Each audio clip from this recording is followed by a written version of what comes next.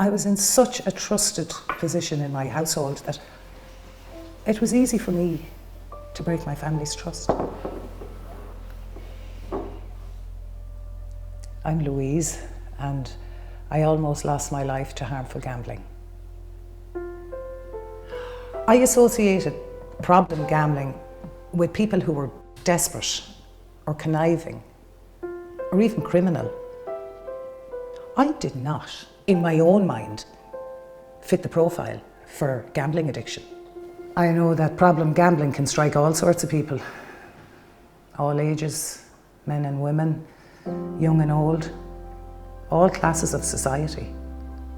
And then I was moving money out of savings accounts and post office books.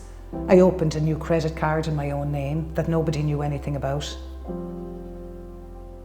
I used to pay the minimum amount just to keep it open. And sure, I stopped doing that too.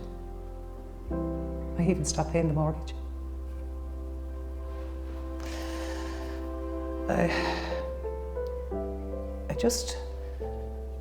I felt so sick about what I was doing. Like literally nauseous most of the time. And I slept very badly. The money was the first thing I thought about in the morning and the last thing I thought about at night.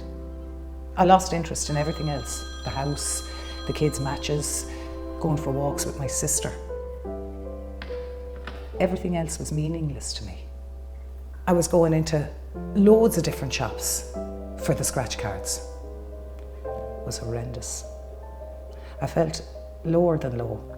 I just didn't want to be confronted by the reality of the financial mess that I created. So when the bills would come in the post, I would just throw them in the fire without even opening them. I think it was at that point that I felt that my marriage and probably my life was over. But it wasn't. I'm sitting here in the same kitchen now, but I'm a very different woman today.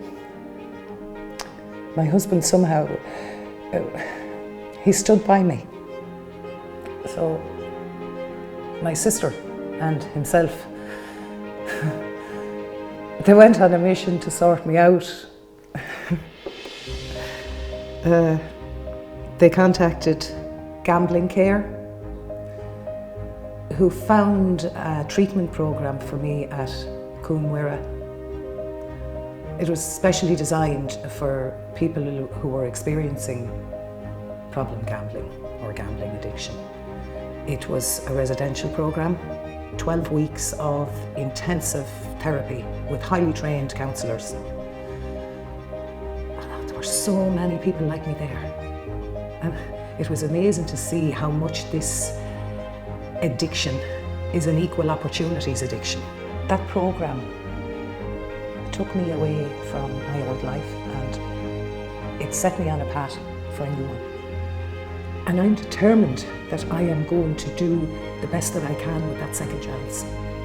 The love of my family and the program, it gave me the tools and the courage to fight this awful addiction and the possibility of me now having a good life again. I think I'd be all right.